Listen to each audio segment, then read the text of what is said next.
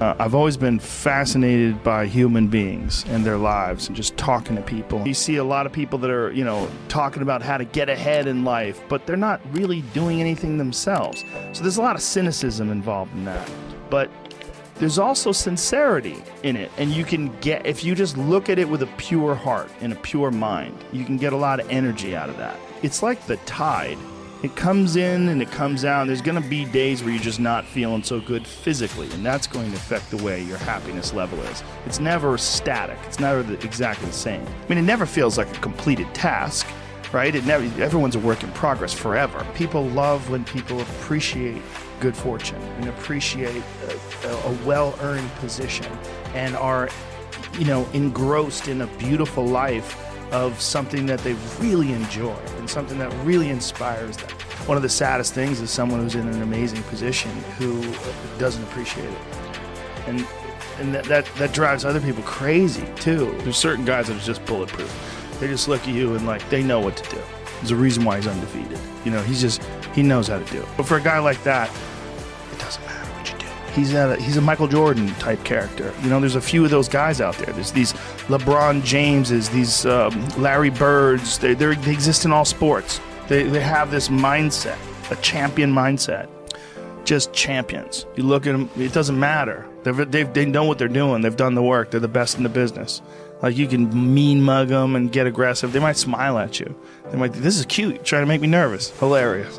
See you tomorrow. There's certain guys that just, it doesn't matter. You can't get in there. There's certain champions, real champions. Potential education that you would get from that situation. The bad feeling that you get when someone scores on you is motivation for you to be better at defense. Whether it's someone who becomes really good at playing chess or someone who's really good at martial arts or whatever it is, there's a great feeling in overcoming these difficult things. It makes me want to work harder. And in that sense, as long as someone's not doing anything bad, as long as someone's not victimizing someone, what they're doing is they're showing you that it's possible to do better than you're doing. Yeah. And that's good. Participating in things that are going to test you is so critical. Giving them this opportunity to realize that there's a line between success and failure, and that you could push through that line. You could become successful at something. My concentrating on people that suck or being jealous about people that are doing well does me zero good.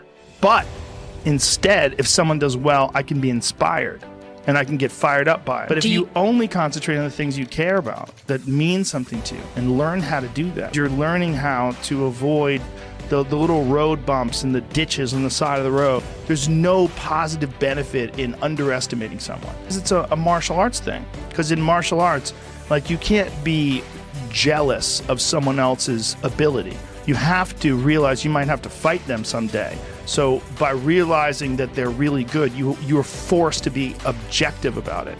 And you have to go to work.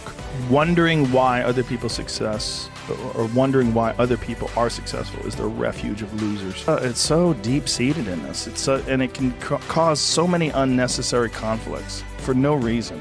It's so escapable too. It's so if you can objectively analyze the way human beings behave and interact with each other and go, well, why do we do this? Let's just stop doing that. When they start thinking why am I living like this? What if I really do only have 50 years to live?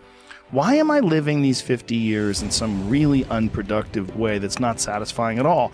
Because I just want a bigger house? What is it? Do I want a faster car? What's the end goal, too? What are you trying to accomplish with your life, with your existence, with your time? If you're just about acquiring wealth and money, some people are, they're going to be very deeply unhappy. And it's going to be this weird game of acquiring influence and power till you just have this insurmountable mound of money that you live on top of, right?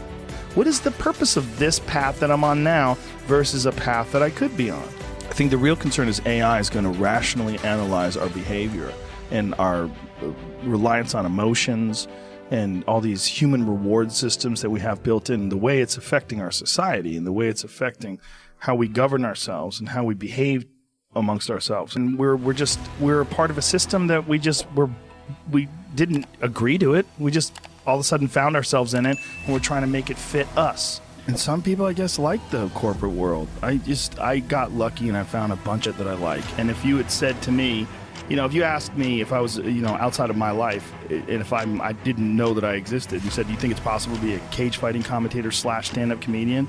I'd be like, no. Right. They don't go together. These unconventional paths, they brought me something that I wasn't getting from regular life. It was a feeling that I was completely unused to in the 14 previous years of my life.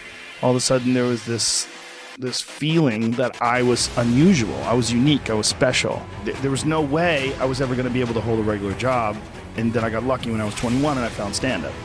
And so from then on, I'd kind of like locked into this thing where I'm just going to do what I like, because everybody's giving me advice to do this and advice to do that, and it never seems to be what I want to do.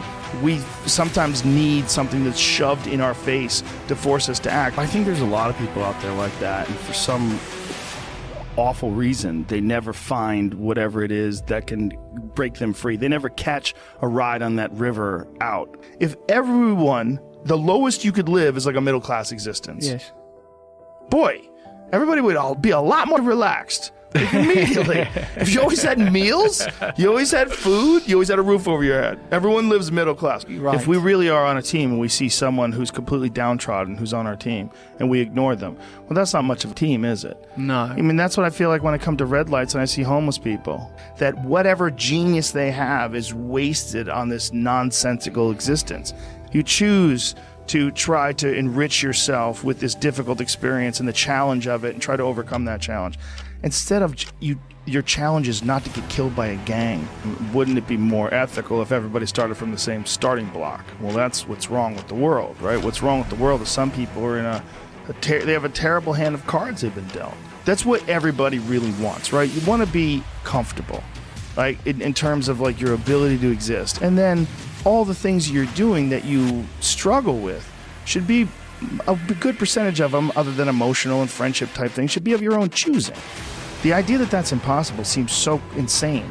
It almost seems like, well, then nobody should live like that then. Well, so many of us are trapped in the expectations and values of our parents, too. That's a real problem when people don't let their children become an individual.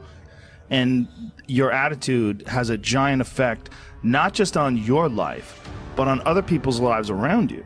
That's the other thing about it. Those I can't catch a break guys, get them away from me. I can't be around those guys. I don't want to hear that. I think what you can do is be yourself. And what you can do is express yourself. And what you can do is constantly seek to improve and grow.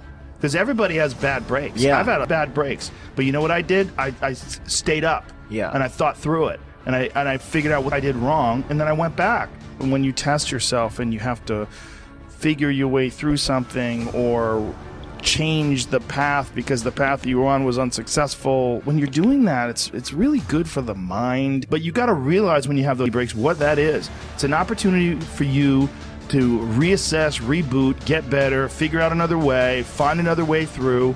It's just little challenges, with life experience and developing confidence and understanding of who you are and why you had those feelings and why you were insecure and why you had so much self-doubt.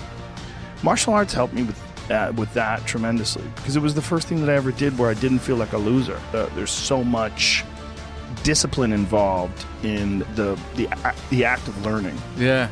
And so much reverence and respect for people who know more than you, and appreciation.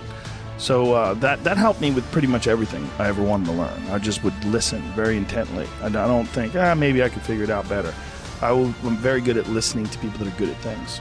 If you have real positive experiences with difficult things that you choose to do on your own, I think it mitigates most of the hassle of life. Change yourself. And when you change yourself, it becomes evident to the people around you. And if your change is beneficial and attractive, people, they gravitate towards that idea that you can improve yourself and you can change your perspective on things. There's something to doing difficult tasks that it makes life easier. I really believe that. I think it makes life more enjoyable. I think it makes the bright colors brighter.